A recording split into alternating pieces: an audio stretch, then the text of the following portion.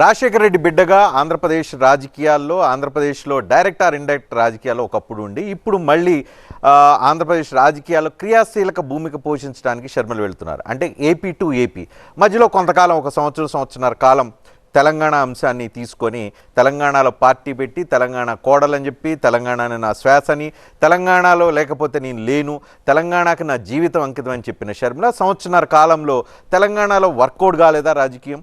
తెలంగాణలో తనను ఆదరించలేని పరిస్థితిలో ఉన్నారా? ఒకవేళ ఇక్కడ పూర్తి స్థాయిలో 4200 కిలోమీటర్ల పాదయాత్ర చేసిన తర్వాత కూడా తెలంగాణ ప్రజలు తన అనుకున్నంత స్థాయిలో ఆమెకి క్రెడిట్ ఇవ్వలేదా? అందుకే తెలంగాణ రాజకీయాల్లో వస్తున్న రిజెక్షన్, స్వయంగా ఇప్పుడు ముఖ్యమంత్రిగా ఉన్న రేవంత్ రెడ్డి అప్పుడు పీసీసీ చీఫ్గా విభేదించడం, వీటన్నిటి నేపథ్యంలో మళ్ళీ తిరిగి ఆంధ్రప్రదేశ్ రాజకీయాల మీద ఫోకస్ పెడుతూ అక్కడ ఆంధ్రప్రదేశ్ పీసీసీ అధ్యక్షురాలుగా పదవి బాధ్యతలు చేపట్టబోతున్నారు Sharmila. So AP to AP via Telangana అనేది క్లియర్ కట్ కనిపిస్తుంది. ఇక అదేవిధంగా ఇందాక చెప్పినట్లుగా నాకు తెలంగాణ నా శ్వాస, తెలంగాణ కోడల్ని, తెలంగాణ బిడ్డను, ఆడబిడ్డను అని అంటూ ఆమె పదే పదే చాలా కామెంట్లు చేశారు. ఆమె చేసిన కామెంట్లు ఒకసారి చూద్దాం.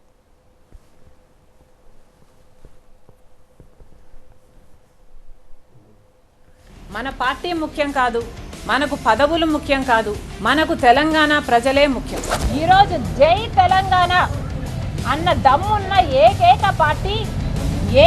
పార్టీ అధ్యక్షురాలు వైఎస్ఆర్ తెలంగాణ. నాది ఆంధ్ర అయితే మరి సోనియా గాంధీ గారిది ఏది? త్యాగం చేసిన మహిళను గౌరవించాలంటే సంస్కారం ఉండాలి. నేను ముమ్మాటికి తెలంగాణ బిడ్డనే. ఈ గడ్డ మీదే నా కొడుకును కన్నా, ఈ గడ్డ మీదే నా కూతుర్ని కూడా కన్నా. మరి నా గతం ఇక్కడైనప్పుడు, నా భవిష్యత్ ఇక్కడైనప్పుడు, నా బతుకే ఇక్కడైనప్పుడు ఈ గడ్డకు సేవ చేసుకునే హక్కు, బాధ్యత నాకు లేదా? బరాబర్ తెలంగాణలో నిలబడతా, తెలంగాణ ప్రజల కోసం కొట్లాడతా. జై తెలంగాణ, జోహార్ వైఎస్ఆర్, జై తెలంగాణ. సో తెలంగాణలో రాజకీయాలు చేయాలనుకున్నప్పుడు వైఎస్ఆర్టీపీ పెట్టినప్పుడు షర్మిల తన ఆంధ్ర ప్రాంతానికి సంబంధించిన వ్యక్తిగా వస్తున్న విమర్శల్ని తట్టుకొని నిలబడటం కోసం తెలంగాణతో తనకున్న అనుబంధాన్ని, తెలంగాణతో తను ఎలా పెనవేసుకుపోయానని జస్టిఫికేషన్ చేసుకోవడానికి ఆమె తీవ్ర స్థాయిలో కష్టపడ్డారు. ఈ సంవత్సరన్నర కాలంలో ఆమె తెలంగాణతో ఉన్న అనుబంధాన్ని కోడలుగా, ఇక్కడ ఆడబిడ్డగా, ఇక్కడ రాజకీయాలు చేయడానికి, ఇక్కడ శ్వాస, ఇట్లా చాలా జస్టిఫికేషన్లు చెప్పుకున్నారు. అయితే ఈ జస్టిఫికేషన్ పనిచేయలేదు, వర్కౌట్ కాలేదు. పాదయాత్ర చేసిన తర్వాత కూడా కాంగ్రెస్ పార్టీలో విలీనం చేద్దామని తెలంగాణ ఎలక్షన్లు అనుకున్నప్పుడు కూడా కనీసం అక్కడ కూడా కన్సిడర్ చేయని పరిస్థితి కనిపిస్తుంది. సో ఇప్పుడు షర్మిల రేపు ఆంధ్రప్రదేశ్ పీసీసీ అధ్యక్షురాలు అయిన తర్వాత తెలంగాణలో చెప్పిన మాటలకు భిన్నంగా ఆంధ్రప్రదేశ్లో ఎలాంటి వ్యాఖ్యలు చేస్తారు, ఎలాంటి జస్టిఫికేషన్, ఇప్పుడు ఆంధ్ర ఎందుకు వచ్చామనే జస్టిఫికేషన్ ఏ తరహాలో చెప్తారో ఆమె పదవి బాధ్యతలు చేపట్టిన తర్వాత మనకి క్లారిటీ వస్తుంది ఆమె చెప్పే మాటలను బట్టి.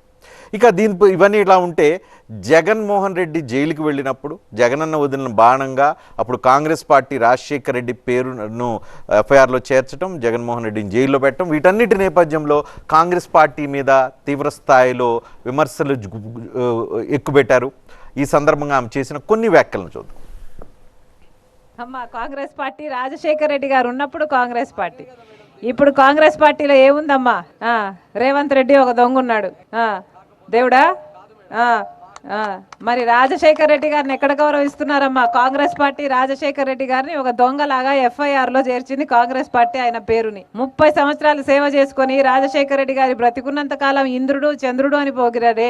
మరి రాజశేఖర రెడ్డి గారు ఆ పార్టీని 2 సార్లు ఇక్కడే కాదు కేంద్రంలో కూడా అధికారంలోకి తెచ్చాడే. మరి అలాంటి ఆయన చచ్చిపోతే ఆయన పేరుని ఎఫ్ఐఆర్ లో చేర్చిన పార్టీ ఏది? కాంగ్రెస్ పార్టీయే కదా. మరి కాంగ్రెస్ పార్టీ రాజశేఖర రెడ్డి గారికి మోసం చేయలేదా? మరి రాజశేఖర రెడ్డి గారిని వెన్నుపోటు పొడిచింది కాంగ్రెస్ పార్టీ కదా. మరి ఎందుకే కాంగ్రెస్ పార్టీకి ఓట్లు? ఎలా ఉంది ఇప్పుడు కాంగ్రెస్ పార్టీ? అసలు కాంగ్రెస్ పార్టీ అధ్యక్షుడు ఎవడు? ఒక తెలుగుదేశం పార్టీ నాయకుడు.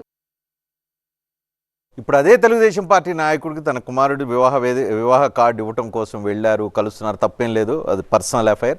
అట్ ది సేమ్ టైం ఇప్పుడు పీసీసీ అధ్యక్షురాలుగా, ఆంధ్రప్రదేశ్ అధ్యక్షురాలుగా బాధ్యతలు చేపడుతున్న నేపథ్యంలో ఇవన్నీ చర్చకు వస్తూ ఉన్నాయి, రాజకీయంగా విమర్శలు ఎదుర్కొనడానికి కారణమవుతుంది. అయితే షర్మిల ఒకప్పుడు కాంగ్రెస్ పార్టీని తిట్టారు, తెలంగాణ అని చెప్పుకున్నారు, ఇప్పుడు ఆంధ్రప్రదేశ్కి వచ్చారు, ఇప్పుడు అదే కాంగ్రెస్ పార్టీలో చేరారు.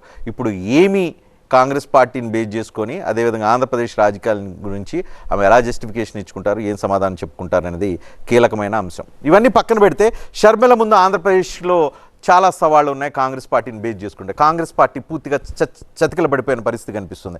ఆంధ్రప్రదేశ్లో ఓటు వేయాలంటే కూడా ఆలోచించే పరిస్థితి కనిపిస్తుంది కాంగ్రెస్ పార్టీకి. ఎందుకంటే రాష్ట్ర విభజన జరిగిన నేపథ్యం, చేసిన తీరు, వీటన్నిటి మీద కాంగ్రెస్ పార్టీ పట్ల తీవ్ర వ్యతిరేకత పెంచుకున్నారు. కాంగ్రెస్ పార్టీకి సంబంధించిన నాయకులు, కార్యకర్తలు మొత్తం ఇప్పుడు వైఎస్ఆర్ కాంగ్రెస్ పార్టీలో ఉన్నారు. ఇప్పుడు అదే రాజశేఖర రెడ్డి కూతురుగా కాంగ్రెస్ పార్టీలోకి వెళ్ళిన తర్వాత షర్మిల ఆ కాంగ్రెస్ పార్టీని రివైవ్ చేయటం కోసం తను కొత్తగా పెట్టిన వైఎస్ఆర్టీపీలో చెయ్యనిది, సాధించలేనిది ఇప్పుడు కాంగ్రెస్ పార్టీ ఆంధ్రప్రదేశ్ శాఖలో ఎంత సాధించగలుగుతారు అనేది ఒక కీలక అంశంగా కనిపిస్తూ ఉంది.